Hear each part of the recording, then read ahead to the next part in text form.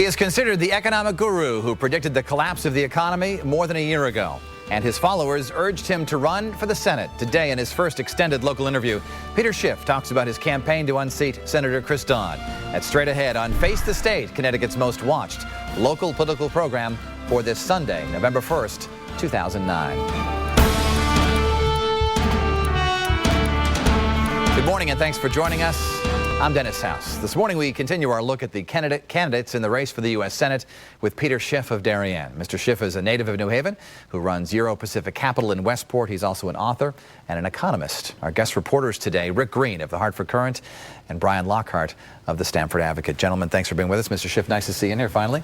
Sure, and I'm living in Weston now. Weston, okay, well good. But your company's in Westport, you live in Weston. Correct. Born in New Haven. Absolutely. So you've seen all of Connecticut pretty much. Recently I've been driving around. You were pretty much a draft candidate. Your followers urged you to run and you finally accepted. Are you a reluctant candidate or do you really want to be a senator? I mean, I was at first. I mean, initially, when people first put up the draft Schiff for Senate site well over a year ago, I didn't even pay any attention to it. And then they started raising a bunch of money. And I started getting a lot of emails from people, not only in the United States, all around the world, people wanted me to run. Kids, high school students, college students from Europe, from Asia. And, I got telephone calls, letters.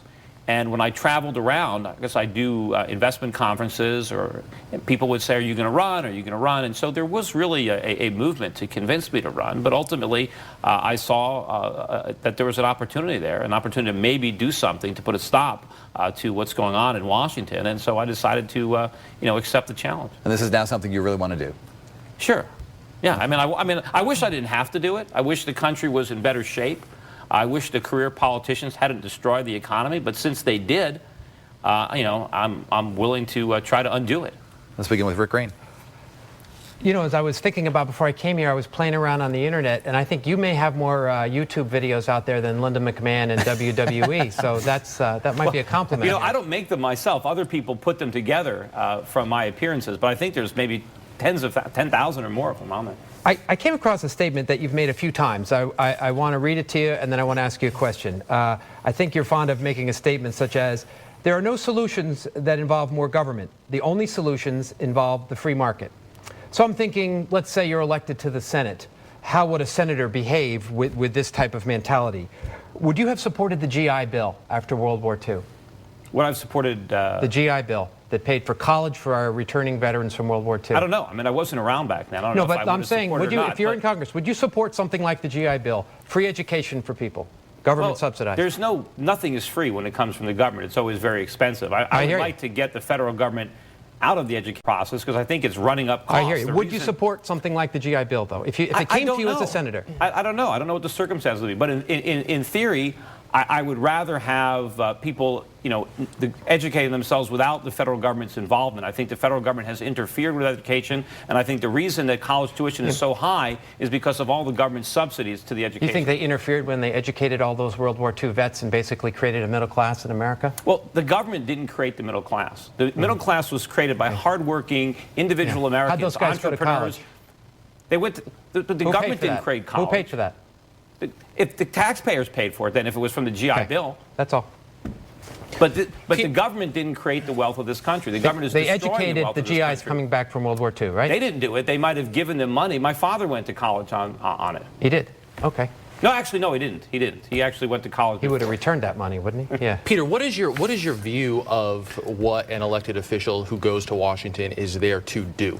Well, if you're sent there, what are your responsibilities? Well, I think they're there to get reelected. I think that's the problem. That's not why I want to go there. I want to go there to undone all the damage that they've done. I don't want to write new legislation. I want to help repeal the existing legislation. Unfortunately, the government has so entangled itself in the economy. It's so distorted the free market that we've basically gone from being the world's biggest creditor to the world's biggest debtor. But isn't it sort of a common belief at this point that we're where we are because of a lack of regulation? Isn't that what got us here in the first place? Yeah, it is a common belief, and it's wrong. I mean, one of the reasons that I was able to predict what happened, and I didn't just say bad things were going to happen.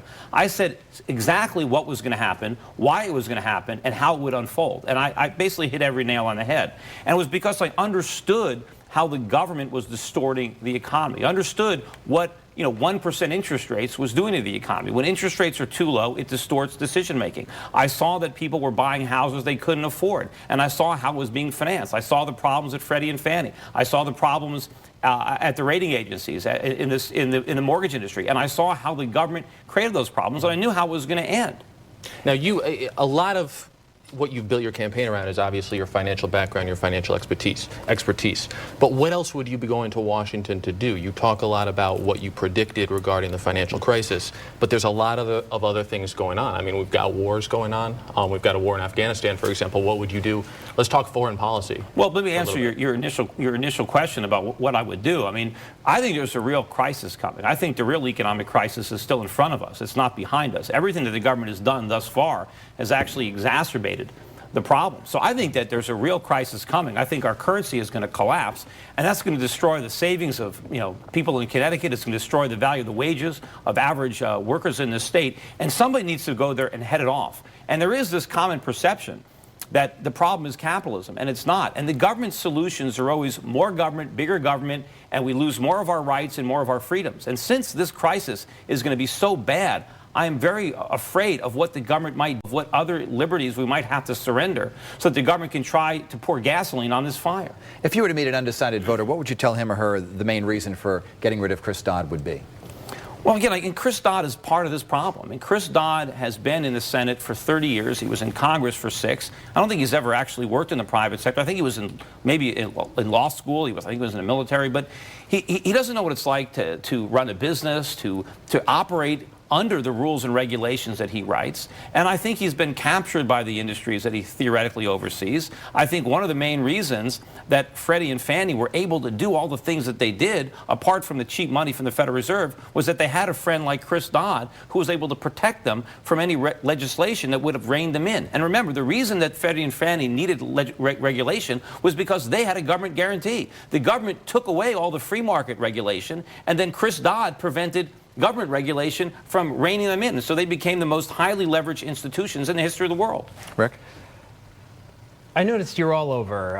Hawaii, mortgage bankers in Chicago, overseas supporters are doing something called a money bomb. I'm not exactly sure what that is. Why aren't you campaigning in Connecticut?